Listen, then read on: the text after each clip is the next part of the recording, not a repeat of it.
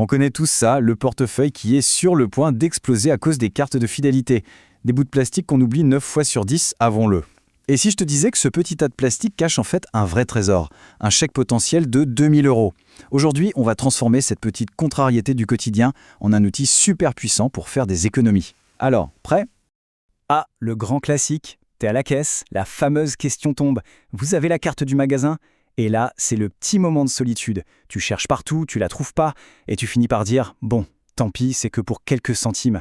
Sauf que si je te dis que tous ces quelques centimes mis bout à bout, eh bien ça pourrait te payer tes prochaines vacances. Oui et oui, 2000 €. Et attention, ce n'est pas une promesse en l'air, c'est un objectif tout à fait réaliste sur un an. Et la clé, ce n'est pas juste de scanner sa carte bêtement à chaque passage, non. La clé, c'est d'avoir une vraie stratégie. Une méthode toute simple que la plupart des gens, en fait, ignorent complètement. Alors voilà notre plan de match. D'abord, on va décoder les règles du jeu, celles qu'on ne voit pas. Ensuite, on choisira nos champions, les cartes qui valent vraiment le coup. Après, on apprendra à multiplier les gains, avec une technique redoutable. On verra aussi comment s'équiper avec les bons outils, pour que ça reste hyper simple. Et à la toute fin, on fera le calcul, ensemble, pour que tu vois que c'est possible. Allez, on attaque tout de suite la première étape. Ok, pour vraiment profiter du système, la première chose, c'est de comprendre comment il fonctionne de l'intérieur. Parce que les programmes de fidélité, c'est bien plus qu'un simple bout de plastique. En fait, un programme de fidélité, c'est un deal, un contrat silencieux entre toi et la marque. Tu leur donnes deux choses, ta fidélité, bien sûr, mais surtout tes données d'achat. Et en échange, ils te donnent des récompenses. De leur côté, ça leur permet de tout savoir sur tes habitudes pour mieux te cibler et s'assurer que tu reviens. Une fois qu'on a compris ça, on peut commencer à retourner le système à notre avantage. Et voilà, le secret que beaucoup de gens ratent, toutes les cartes ne se valent pas, mais alors pas du tout. D'un côté, tu as la carte de base, gratuite, qui va te rapporter des miettes, et de l'autre, tu as les programmes premium, parfois payants, c'est vrai, mais où les avantages peuvent être 2 voire 3 fois plus importants. C'est là que le jeu devient vraiment intéressant. La clé, ce n'est surtout pas de collectionner toutes les cartes qui existent. C'est même l'inverse. L'idée, c'est de choisir intelligemment où tu vas concentrer tes efforts. On ne peut pas être fidèle à tout le monde, ça ne marche pas.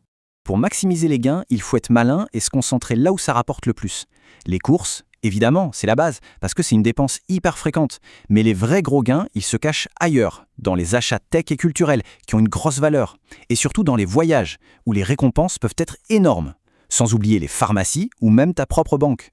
Alors là, ce tableau, il est super important. Il montre un peu les champions dans ce domaine en France. On y voit des programmes payants comme Carrefour Plus ou FNAC Plus qui peuvent offrir des retours jusqu'à 15%. C'est juste énorme. Rakuten, c'est un peu le monstre du cashback. Il est partout. Et Leclerc, lui, il brille par sa simplicité. Choisir juste une ou deux cartes dans cette liste, c'est déjà faire un pas de géant. Bon, maintenant qu'on a les bonnes cartes en main, on passe au cœur de la stratégie. Comment on fait pour accumuler des points activement, intelligemment et surtout bien au-delà de ce que le programme de base nous propose?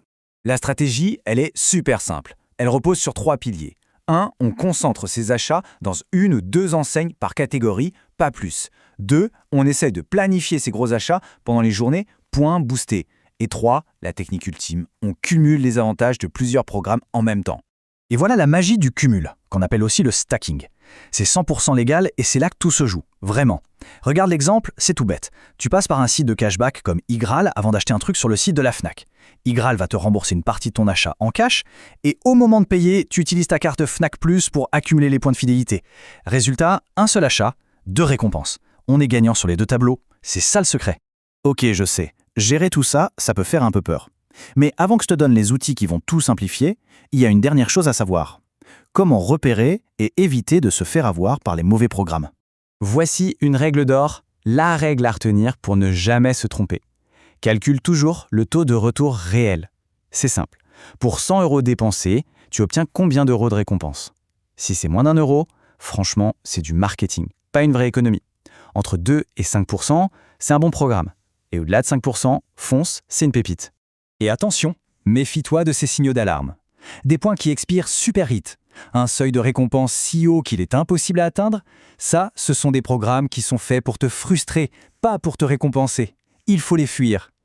Bon, maintenant, passons aux bons outils. Voilà la boîte à outils parfaite. C'est simple, il ne faut que 3 choses. 1. L'appli Stockcard pour avoir toutes tes cartes sur ton téléphone. Fini le fameux « Ah, je l'ai oublié à la maison ».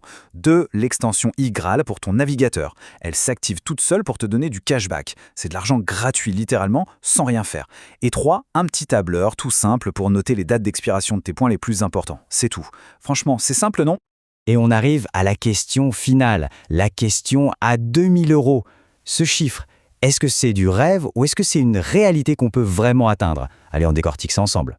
Alors 2000 € par an, si on divise, ça fait environ 166 € par mois. La question c'est, est-ce qu'un foyer moyen peut vraiment atteindre ce montant juste en optimisant ses programmes de fidélité? La réponse est un grand oui. Regardons d'où vient cet argent. Pour un foyer moyen, on peut viser environ 720 € d'économie par an rien que sur les courses.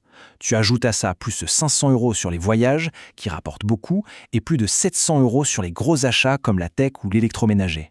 Le point crucial à retenir, c'est que les 2000 € ne sortent pas d'un chapeau magique. C'est l'accumulation intelligente de plein de petites et de grandes économies sur des dépenses que tu aurais faites de toute façon. Et ça, c'est vraiment le message le plus important. Le but, ce n'est pas de consommer plus pour avoir plus de points. Surtout pas. Le but, c'est de s'assurer que chaque euro qui doit de toute façon sortir de ton portefeuille te rapporte quelque chose en retour. C'est la méthode, la régularité qui fait toute la différence. Alors, par où on commence? Surtout, ne cherche pas à tout changer d'un coup. Fais une seule chose, une toute petite chose, juste après avoir fini de regarder. Installe une application comme Stockard et ajoute-y tes 3 cartes de fidélité principales. C'est tout. C'est le premier pas d'un marathon, mais c'est ce premier pas qui lance la machine et qui te mettra sur la voie des 2000 € d'économie.